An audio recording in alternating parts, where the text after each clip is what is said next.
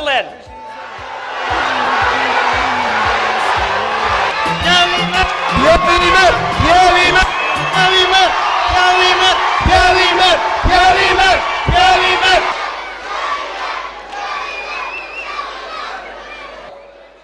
محمد وآله المهتدين بهداه.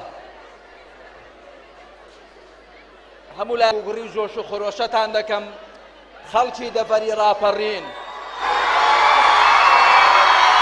تەکبیر! الله ئەکبەر! خەڵکی هەرێمی کوردستان بەڵکو دەرەوەی سنووری ئێستای هەرێمی کوردستانیش خۆیان بە قەرزداری خەڵکی دەڤەری ڕاپەڕین دەزانن، چونکە لێرەوە چەخماخەی شۆڕش و بەگشت داچوونەوەی کەم. بەڵام سەرەتا دەمەوێت ئەوەتان پێ بڵێم کە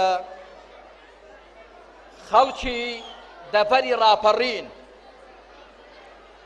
بە بیتوێن و پشدەریەوە بە ناوچەی خۆش.